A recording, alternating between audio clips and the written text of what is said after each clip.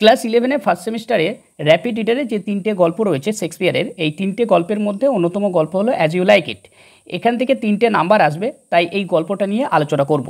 তো এই গল্পটি আলোচনা করার পূর্বে এই গল্পের মধ্যে যে ক্যারেক্টার্সগুলি রয়েছে, চরিত্রগুলি রয়েছে, সেই চরিত্রগুলো আগে ভালোভাবে জেনে নেব। তার কারণ চরিত্র সম্পর্কে যদি ভালোভাবে জেনে নিই, তাহলে এই টেক্সটটা যখন পড়বো বা বোঝাবো তোমাদেরকে, এই বোঝানোর সময় তোমাদের কোনো প্রবলেম হবে না। তাহলে চলো আগে ক্যারেক্টার সম্পর্কে পরিচিত হয়ে নিই। প্রথমত ক্যারেক্টার সম্পর্কে যেখানে প্রথমে বলেছি ফ্যামিলি অফ ডিউক ফেডারিক। এই ডিউক ফেডারিক বলে একটা বংশ ছিল, যার ফ্যামিলির দুজন রাজা ছিলেন। দুজন, একজন হলো ডিউক ফেডারিক আর অন্যজন হলো এল্ডার ডিউক। এই ডিউক ফেডারিক যিনি, ইনি হলেন একজন দখলদার রাজা। কেননা ইনি এই বড় এল্ডার ডিউক যিনি রয়েছেন, ইনাকে নির্বাসিত করেছিলেন, ইনাকে সিংহাসনচ্যুত করেছিলেন অন্যায়ভাবে। এবার এই ডিউক ফেডারিককে ইয়াঙ্গার অর্থাৎ ছোট, এটা হচ্ছে ছোট ডিউক ফেডারিক, আর এল্ডার ডিউক হচ্ছে লফুল ডিউক, ইনি হচ্ছেন বড়। এই ফেডারিক ডিউকের কন্যার নাম হচ্ছে সেলিয়া। আর এই সেলিয়া পরবর্তীকালে নিজে ছদ্মবেশ ধারণ করবে। এই ছদ্মবেশটা হবে এলিনা নামে একটা ছদ্মবেশ। আর এল্ডার ডিউকের যে কন্যা সেটা হলো রোজালিন্ড। এই রোজালিন্ড যখন ছদ্মবেশ ধারণ করবে, এই ছদ্মবেশটা হবে গ্যানিমিড, একটা ছেলের রূপ। অর্থাৎ এই দুটো মেয়ে, সিলিয়া আর রোজালিন্ড, এই দুটো মেয়ে এলিনা আর গ্যানিমিড, এলিনা হচ্ছে মেয়ে আর গ্যানিমিড হচ্ছে ছেলে, ছেলে আর মেয়ে হিসাবে দুজন ছদ্মবেশে বাড়ির থেকে বেরোবে। এ তো গেল ফ্যামিলি অফ ডিউক ফেডারিকের ফ্যামিলির কথা বলা হলো। এইবার যে ফ্যামিলির কথা আসবো সেটা হলো স্যার রাউল্যান্ড ডে বয়েজ, যিনি মারা গিয়েছেন, এর ফ্যামিলির কথা। কারণ এই ফ্যামিলির লোকজনও এই গল্পে বিশেষ গুরুত্বপূর্ণ ভূমিকা পালন করেছে। তো এই স্যার রাউল্যান্ড ডে বয়েজ এর দুজন পুত্র, অরল্যান্ডো আর অলিভার, আর তার একটা চাকর ছিল, তার নাম হলো অ্যাডাম। এবার এই যে অরল্যান্ডো বিবাহ করে রোজালিন্ডকে, আর অলিভার বিবাহ করেন সিলিয়াকে। তো এই হলো এই গল্পের ক্যারেক্টার। তো চলো এবার মেন টেক্সটটা শুরু করি। The story begins at a time. গল্পটি সেই সময় শুরু হয় যখন France was divided into provinces or dukedoms. যখন ফ্রান্স ছিল কয়েকটা প্রদেশে অথবা ডিউক শাসিত কয়েকটি রাজ্যে বিভক্ত। তো এখানে এটা বলা হয়েছে গল্পটা সেই সময় শুরু হয়েছে যে সময় ফ্রান্স কয়েকটি প্রদেশ বা ডিউক শাসিত কয়েকটি রাজ্যে বিভক্ত ছিল। ইন ওয়ান সাচ প্রভিন্স, এই যে ফ্রান্স কয়েকটি প্রভিন্সে বিভক্ত ছিল, এই প্রভিন্সের মধ্যে একটা প্রভিন্স, দেয়ার ওয়াজ আ ইউজারপার, যেখানে থাকতেন একজন অন্যায় দখলদার, যিনি হ্যাড ডিপোজড, সিংহাসনচ্যুত করেছিলেন, অ্যান্ড ব্যানিস্ট ব্রাদার, তার ভাইকে বিতাড়িত করেছিলেন, দ্য লফুল ডিউক। তার ভাই বলতে কে? এখানে তার ভাই বলতে লফুল ডিউকের কথা বলা হয়েছে। কে না? হিজ এল্ডার, তার বড়। অর্থাৎ এখানে যেটা বলা হয়েছে যে এই প্রভিন্সে একজন দখলদার বসবাস করতেন, যিনি তার ভাই বৈধ ডিউক, অর্থাৎ তার বড় ভাই বৈধ ডিউককে সিংহাসনচ্যুত করে তিনি তার রাজ্য থেকে বিতাড়িত করেন। The duke who was driven away from his kingdom by his younger brother. এই যে ডিউক, এই ডিউককে তার ভাই তার রাজ্য থেকে তাড়িয়ে দেন। Retired to the forest of Arden along with his faithful followers. Retired to the forest of Arden কথার অর্থ হলো তিনি আর্ডেনের জঙ্গলে আশ্রয় গ্রহণ করেন বা নির্বাসিত হন, along with his faithful followers, তার যে অনুগামী ছিল সেই অনুগামীদের নিয়ে। This people soon got accustomed to the lazy life of the forest. This people, এইসব লোকজন বলতে এখানে ডিউকের সঙ্গে তার যে ফলোয়ার্সগুলি ছিলেন, অর্থাৎ তার যে অনুগামীরা ছিলেন, সেই অনুগামীদের কথা বলা হয়েছে, আবার সঙ্গে ডিউকের কথাও বলা হয়েছে। তো এই যে লোকজন, সুন গট অ্যাকাস্টমড, খুব তাড়াতাড়ি অভ্যস্ত হয়ে পড়ল, two the lazy life of the forest, জঙ্গলের এই কুড়ে জীবনযাপনের ক্ষেত্রে। অর্থাৎ তারা যখন নিজের রাজ্যে ছিলেন, তো নিজের রাজ্যে থাকাকালীন বিভিন্ন কাজকর্মে ব্যস্ত থাকতেন। তো তাদের সবসময় কাজে ব্যস্ত থাকতে হতো, কিছু না কিছু করতেন, কিন্তু জঙ্গলে এসে তাদের করার মতো কিছু নেই। তাই তারা যখন জঙ্গলে এলেন, এই জঙ্গলে এসে তারা যখন জীবনযাপন করতে শুরু করলেন বা জঙ্গলে জীবন কাটাতে শুরু করলেন, সেই সময় তাদের মনে হলো এই লাইফটা খুবই কুড়ে লাইফ। তো এই কুড়ে লাইফের সঙ্গে খুব তাড়াতাড়ি তারা অ্যাডজাস্টমেন্ট করে ফেললেন। They felt it to be more relaxing than the life of court.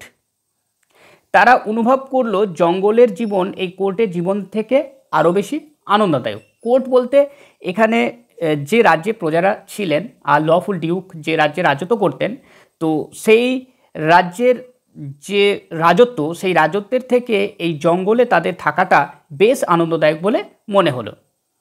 They lead their life, তারা তাদের জীবন কাটাতে লাগলেন like that of Robin Hood of England, ইংল্যান্ডের রবিনহুডের মতো। And to this forest many noble youths came, এমনকি অনেক সম্ভ্রান্ত ঘরের যুবকরাও আসতেন।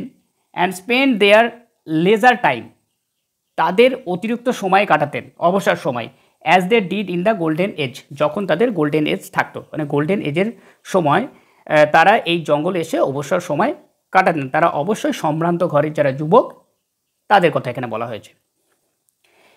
ইন সামার, গ্রীষ্মের দিনে, they took rest under the shade of the trees, তারা গাছের ছায়ার নিচে বিশ্রাম নিতেন।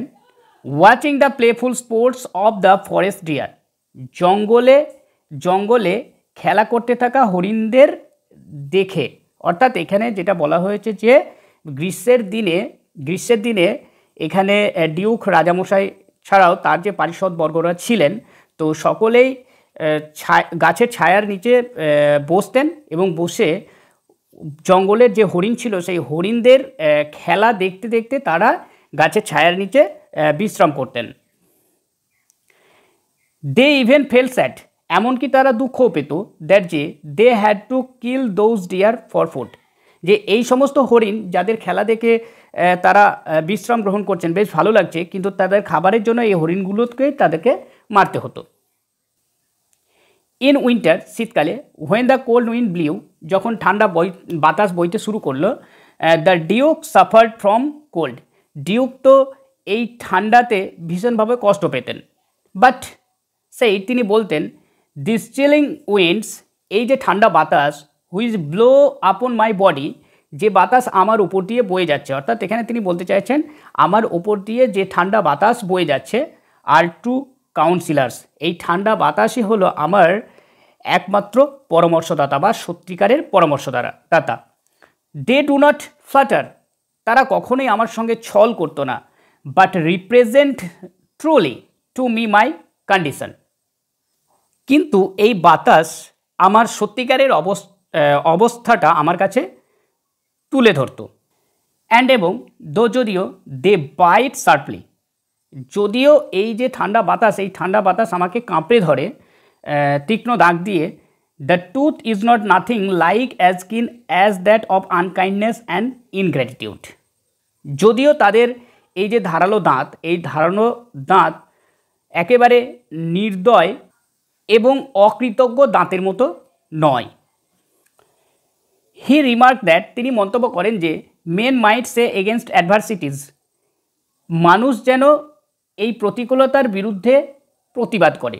এখানে অ্যাডভার্সিটিস কথার অর্থ হলো প্রতিকূলতা। বাট কিন্তু there are some uses of a poisonous toad, এই এমন কিছু বিষাক্ত ব্যাঙ রয়েছে যে ব্যাঙগুলো আমাদের ক্ষেত্রে অত্যন্ত গুরুত্বপূর্ণ, যা আমাদের প্রয়োজনে লাগে। ইন দিস ওয়ে, এই পন্থাতেই the duke drew lessons from nature, duke তো প্রকৃতি থেকে শিক্ষা গ্রহণ করেন। অ্যান্ড এবং he found tongues in trees, তিনি গাছেদের ভাষা খুঁজে পান। Books in the flowing streams, এই বয়ে যাওয়া নদীর মধ্যে তিনি বইকে খুঁজে পান। Sermons in stones and goods in everything, পাথরের বুকে রয়েছে অনেক উপদেশ। এখানে সারমনস কথার অর্থ হলো উপদেশ, এমনকি সব কিছুর মধ্যেই রয়েছে শুভ বিষয়। এখানে গুড ইন এভরিথিং বলতে প্রত্যেকটা বিষয়ের মধ্যে রয়েছে শুভ কিছু বিষয়। The Venice Duke had a daughter named Rosalind, এই নির্বাসিত ডিউকের একটা কন্যা ছিল, সেই কন্যার নাম হলো রোজালিন্ড। অ্যান্ড এবং লাইক হার ফাদার, তার বাবার মতোই, C was also Throne out, তাকেও ছুড়ে ফেলা হয়েছিল অফ দ্য ডুকেডম, এই প্রদেশ থেকে। অর্থাৎ এখানে যেটা বলতে চেয়েছে যে লফুল ডিউককে যেমন তার রাজ্য থেকে পুরোপুরিভাবে বঞ্চিত করে, ঠিক তেমনই তার মেয়ে রোজালিন্ডকেও এই রাজ্য থেকে বঞ্চিত করেন। বাট কিন্তু সি স্টিল রিমেইন্ড, তিনি এখনও রয়েছেন ইন দ্য প্লেস, সেই জায়গায়, being the companion of Celia, সিলিয়ার সঙ্গী হিসাবে,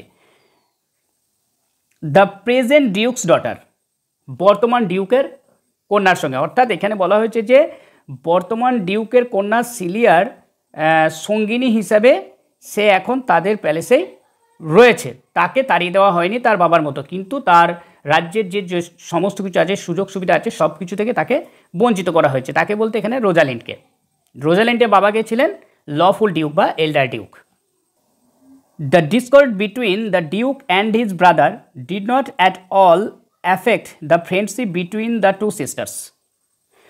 The discord between the Duke and his brother, Duke এবং তার ভাই, অর্থাৎ এখানে লফুল ডিউক আর যেটা রয়েছে এই ইউজারপার ডিউক, এই দুই ডিউকের মধ্যে একটা দ্বন্দ্ব থাকলেও এই দ্বন্দ্বের প্রভাব did not at all affect, কোনো রকমভাবে প্রভাব পড়েনি the friendship between the two sisters, এই দুই বোনের মধ্যে।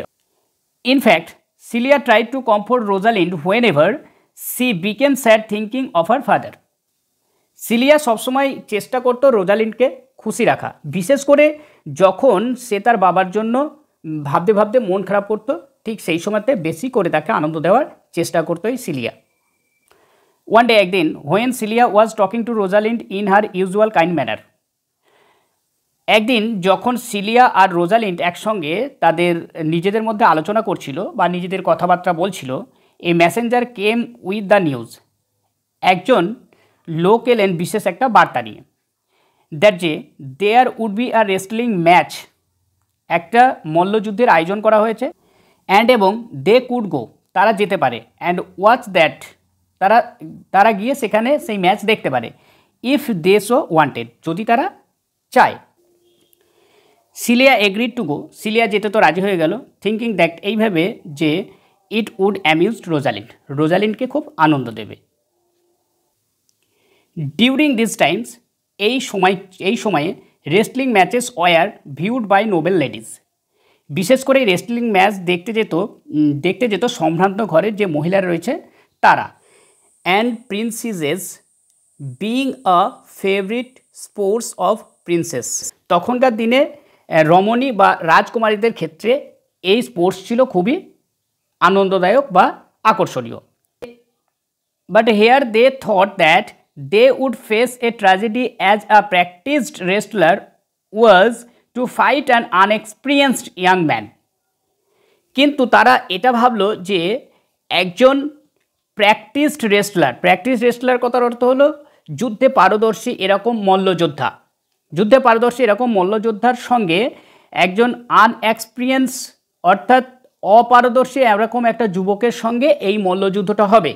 তো এই মল্লযুদ্ধের ক্ষেত্রে তারা একটা ট্র্যাজেডি দেখতে পাবে। ট্র্যাজেডি বলতে একটা বিয়োগান্ত। কখনো বলা হয়েছে যে একজন পারদর্শী যোদ্ধার সঙ্গে, যিনি পারদর্শী নয়, একজন সাধারণ মানুষ, তার সঙ্গে যদি যুদ্ধ হয় তাহলে সেক্ষেত্রে সেই পারদর্শী যোদ্ধাই জিতবে। সাধারণ মানুষ যিনি অংশগ্রহণ করছেন, যার কোনো যুদ্ধের কৌশলই নেই বা কোনো দিন তিনি রেসলিং শেখেননি, তো রেসলারে যোগ দিলে তিনি একেবারে হেরে যাবেন। এই যে ট্র্যাজেডির বিষয়টা তারা বিশেষভাবে ভাবলেন। When the Duke saw that, যখন ডিউক দেখতে পেলেন যে, এখানে ডিউক বলতে ব্যানিস ডিউকের কথা বলা হয়েছে, both the ladies had come to watch such an uneven watch between a practice wrestler and a young man. Rosalind এবং সিলিয়া দুজনেই আসবে এই ম্যাচ দেখতে, যে ম্যাচটা হবে একজন পারদর্শী মল্লযোদ্ধার সঙ্গে একজন যুবক ব্যক্তির। The duke asked them to dissuade the young man from fighting. Duke তাদেরকে বলতে এখানে রোজালিন্ড আর সিলিয়ার কথা বলছে। রোজালিন্ড আর সিলিয়াকে বললেন যে তারা অবশ্যই যেন ওই ইয়াং যে লোক পারদর্শী মল্লযোদ্ধার সঙ্গে যুদ্ধ করতে যাচ্ছে, ওকে যেন অবশ্যই কোনো ক্রমে বারণ করে যেন সে এই যুদ্ধ থেকে দূরে থাকে। অ্যাট ফার্স্ট প্রথমে Celia tried to resist the youth from taking up such an unequal challenge. প্রথমে সিলিয়া চেষ্টা করলো বোঝাবার ওই যুবক ব্যক্তিটিকে এই যে আনইভেন যুদ্ধ হচ্ছে, এই আনইভেন যে লড়াইটা হচ্ছে, এই আনইভেন লড়াইতে অংশগ্রহণ না করতে। And then Rosalind by her kind words tried to change his mind from the ensuing fight. তারপরে রোজালিন্ডো তার হৃদয় দিয়ে, তার যে কাইন্ড ওয়ার্ড মানে দয়ালুর কিছু ওয়ার্ড, অর্থাৎ এমন কিছু কথা ব্যবহার করলেন, সেই কথা দিয়ে তিনি চেষ্টা করলেন ওই ব্যক্তিকে কোনো ক্রমে যদি ওই যুদ্ধ থেকে আটকানো যায়। But after hearing the entreaties of the ladies, এই মহিলাদের অনুনয় শুনে, এখানে এন্ট্রিটিজ কথার অর্থ হলো অনুনয়, the youth became all the more determined to prove his valour in front of the fair ladies. তাদের কথা শুনে এই যুবকের আরও মনোযোগ বেড়ে গেল বা মনোশক্তি বেড়ে গেল, এবং তিনি তার সাহসিকতার প্রমাণ এই সুন্দরী মহিলাদের সামনে দিতে চাইলেন। হি refuse to listen to them, তিনি এই মহিলাদের কথা শুনলেন না বা প্রত্যাখ্যান করলেন। But he said in such a graceful manner, তিনি এমন এক বাচনভঙ্গিতে বিষয়টা কি বললেন, দ্যাট যে both the ladies became more concerned of him, এই দুই মহিলা আরও বেশি উৎকণ্ঠিত হয়ে পড়ল এই যুবকের প্রতি। হি সেইড, তিনি বললেন, I am sorry to deny such fair and beautiful ladies anything, এই সুন্দরী মহিলাদের কথা অস্বীকার করার জন্য আমি বিশেষভাবে ক্ষমা চাইছি। হি অলসো সেইড, তিনি আরও বললেন, দ্যাট যে he would like the ladies to wish for him, তিনি চান ওই মহিলারা যেন আরও বেশি তাকে শুভকামনা জানান। And if he was defeated, যদি তিনি পরাজিত হন, he would not be ashamed, তিনি লজ্জা পাবেন না। অ্যান্ড এবং even if he was killed, যদি তিনি মারাও যান ওই মল্লক্ষেত্রে বা যুদ্ধক্ষেত্রে, there was no one to lament for him in this world, এই পৃথিবীতে তার জন্য দুঃখ করার মতো কেউই নেই। হি সেইড দ্যাট, তিনি বলেন যে he was only a person who filled up a space in this world and it would be better supplied if he vacated his space. তিনি আরও জানালেন যে তিনি শুধু এই পৃথিবীতে কিছু স্থান ভরে রেখেছেন, এবং তিনি যদি এই স্থান শূন্য করে দেন তবে আরও ভালোভাবে এই জায়গাটা পূর্ণ হতে পারে। অর্থাৎ তার পৃথিবীতে কেউ নেই, তিনি যে পৃথিবীতে জন্ম নিয়েছেন এখানে কেউ নেই, তিনি একাকী রয়েছেন, তার তিনি যদি মারা যান তাহলে স্থানটা শূন্য হবে, সেই শূন্য জায়গাটা আরেকজন পূরণ করতে পারবে, এই কথাটা তিনি বলতে চেয়েছেন। সিলিয়া উইজ দ্যাট, সিলিয়া কামনা করতে লাগলেন, the youth would not be hurt during the bout, এই যুদ্ধ চলাকালীন ওই যুবক যেন কোনো রকমভাবে আহত না হয়। But Rosalind was more concerned, কিন্তু রোজালিন্ড আরও বেশিভাবে উদ্বিগ্ন হয়ে গেলেন। She had an inclination towards him because she felt pity for his friendless condition. She had an inclination, Rosalind আরও বেশি দুর্বল হয়ে পড়ল টুয়ার্ডস হিম, তার প্রতি, বিকজ কারণ she felt pity for his friendless condition, তার যে বন্ধুহীন অবস্থা, এই অবস্থা দেখে।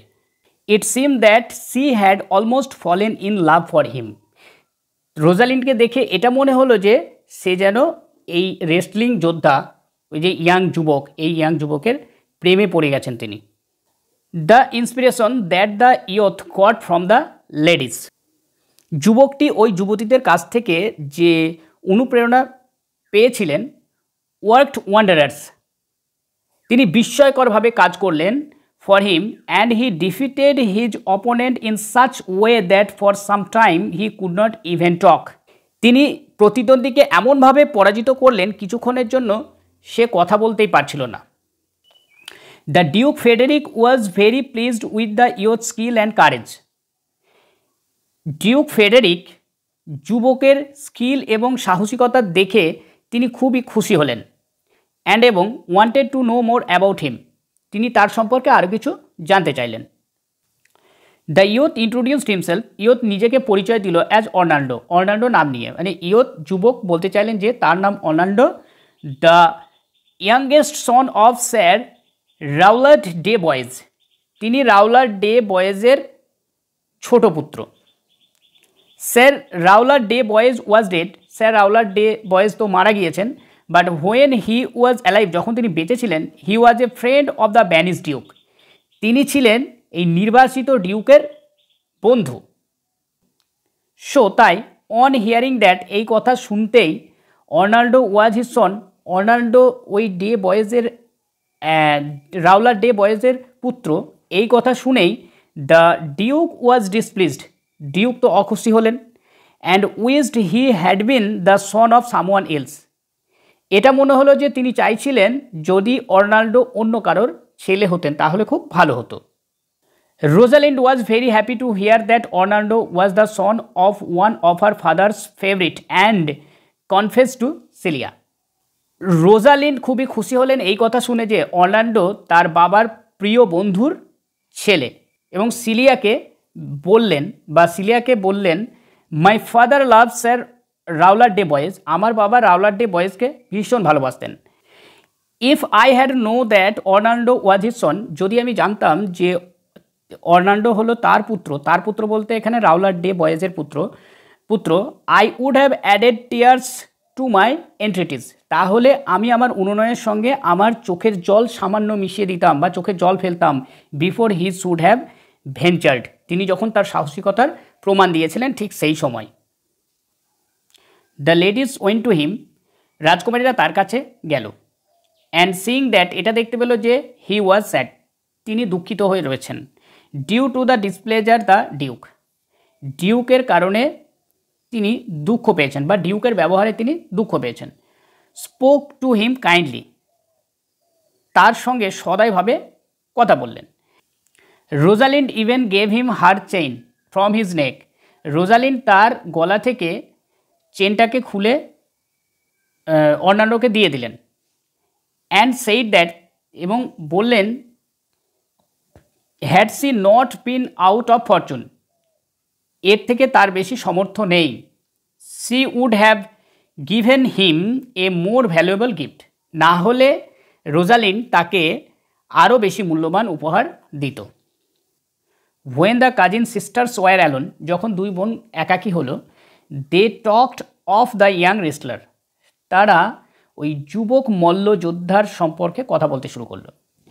সিলিয়া থট দ্যাট, সিলিয়া এটা বুঝতে পেরেছিল যে Rosalind must have fallen in love with Orlando, Rosalind অবশ্যই অর্নাল্ডোর প্রেমে পড়েছে।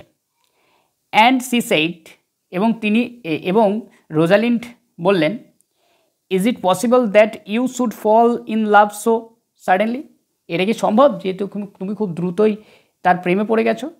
Rosalind replied, the Duke my father, Duke হলো আমার বাবা, লাভড হিজ ফাদার ডিয়ারলি, তার বাবাকে ভীষণভাবে ভালোবাসত।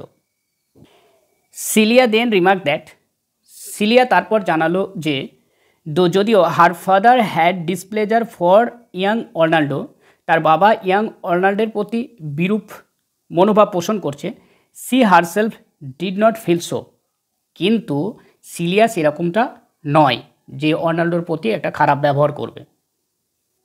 Frederick was enraged at the sight of sir রাউলার ডে বয়েজ সন, এই রাউলার ডে বয়েজের পুত্র অর্নাল্ডোকে দেখতেই ফেডেরিক খুবই রেগে যান। It remind him of the many friends of the banish duke, it reminded him, এটা তাকে মনে করিয়ে দেয়, of the many friends of the banish duke, banish ডিউকের আরও অনেক বন্ধুর কথা। এখানে যেটা বলা হয়েছে যে ফেডেরিক এই রাউলার ডে বয়েজের পুত্রকে দেখলেই তিনি রেগে যাচ্ছেন, এই কারণেই রেগে যাচ্ছেন যে রাউলার ডে বয়েজের পুত্র অর্নাল্ডোকে দেখলেই ব্যানিশ ডিউকের আরও যে সমস্ত বন্ধু রয়েছে সেই বন্ধুদের কথা তার হঠাৎই মনে পড়ে যায়। এই হঠাৎই মনে পড়ে যাওয়ার কারণের জন্যই তিনি এই রাউলার ডে বয়েজের পুত্রকে দেখতেই ভীষণভাবে রেগে যান। হি ওয়াজ লেটলি ডিসপ্লিজড, তিনি ভীষণভাবে রেগে যেতেন উইথ রোজালিন্ডের প্রতি, যেহেতু she was praised for the virtues, যেহেতু সকলেরই বিশেষভাবে প্রিয় ছিল এই রোজালিন্ড, এবং the people pitied her for her father, এবং লোকেরা তার বাবার জন্য দুঃখ প্রকাশ করত। নাও এখন অল অফ সাডেন, হঠাৎই ফেডেরিক বিকেম অ্যাংরি, ফেডেরিক রেগে যান, এবং হি এন্টার্ড দ্য রুম, তিনি রুমে প্রবেশ করেন, অফ দ্য লেডিস, দুই রাজকুমারীর রুমে তিনি প্রবেশ করেন। হোয়াইল যখন দে ওয়ার স্টিল ডিসকাসিং, তারা আলোচনা করছিল অ্যাবাউট অর্নাল্ডো সম্পর্কে। অর্থাৎ এখানে এটা বলা হয়েছে যে ফেডেরিক ডিউক তিনি যখন ওই দুই রাজকুমারীর ঘরে প্রবেশ করেন এবং প্রবেশ করেই তিনি শুনতে পান ওই দুই রাজকুমারী অর্নাল্ডোকে নিয়ে আলোচনা করছে, এই কথা শুনতেই তিনি হঠাৎই রেগে যান। সো তাই হি order Rosalyn to join her father in the forest, তাই তিনি রোজালিনকে আদেশ দেন তার বাবার কাছে জঙ্গলে চলে যেতে। Celia pleaded in her favour of her sister, Celia তার বোনের জন্য অনেক কাকুতি মিনতি করলো, বাট কিন্তু the duke turned a deaf ear to any such request, duke এমনভাবে ভান করলো যে সে তার কোনো অনুরোধই যেন শুনতে পাচ্ছেন না। হি সেইড, তিনি বললেন, she is too subtle for you, সে তোমার থেকে বেশি চালাক। হার স্মুথনেস, তার সরলতা, হার ভেরি সাইলেন্স, তার নীরবতা, অ্যান্ড এবং হার পেশেন্স, তার যে ধৈর্য, স্পিক টু দ্য পিপুল, এই জন্যই লোকেরা অ্যান্ড দে পিটি হার, তার প্রতি বিশেষভাবে সহানুভূতি দেখায়। এখানে যেটা বলা হয়েছে যে তিনি বললেন যে তোমার চেয়েও বেশি চালাক। কে চালাক? সিলিয়ার থেকে চালাক বেশি রোজালিন্ড। কারণ রোজালিন্ডের শান্তভাব, মুখ বুজে থাকা বা নীরবে থাকা, আর তার যে ধৈর্য, এই বিষয়গুলোর জন্য লোকেরা তাকে বিশেষভাবে সহানুভূতি দেখায়। You are a fool to plead for her, তুমি বোকা বলেই ওর হয়ে কথা বলছো। For you will seem more bright and virtuous, তুমি নিজেকে রূপবতী এবং গুণবতী করে তখনই তুলতে পারবে হোয়েন সি ইজ গান, যখন সে চলে যাবে। দেয়ার ফোর, সেই জন্য ডোন্ট স্পিক ফর হার, তার হয়ে কথা বলো না। And the decision that I have taken is irrevocable, আর আমি যে সিদ্ধান্তটা নিয়েছি সেই সিদ্ধান্তটা তুমি আর পরিবর্তন করতে এসো না। এখানে যেটা বলা হয়েছে যে যখন রোজালিন চলে যাবে তখন সিলিয়া তার উজ্জ্বলতা এবং তার যে গুণের বিষয় সেটাকে বুঝতে পারবে। তার কারণ এখান থেকে বোঝা যাচ্ছে যে সিলিয়ার থেকে রোজালিন অনেকটাই রূপবতী, সুন্দরী, গুণবতী, এমনকি বুদ্ধিমত্তা মেয়ে। তো যখন সে চলে যাবে তখন সে বুঝতে পারবে। এই কথাটা বলে তাকে থামানোর চেষ্টা করছে, আর বারবার ডিউক এটা বলতে চাইছে যে তুমি এক কাজ করো, তুমি ওর হয়ে কথা বলো না, কারণ আমি যে সিদ্ধান্ত নিয়েছি এই সিদ্ধান্তটা তুমি আর পরিবর্তন করতে যেও না। তো ফার্স্ট পার্ট এইটুকুই, দেখা হচ্ছে পরবর্তী নেক্সট পার্টে। তো ভিডিওটি যদি ভালো লাগে অবশ্যই লাইক, শেয়ার, কমেন্ট করবে আর বন্ধুদের সঙ্গে শেয়ার করবে। Thank you for watching my video.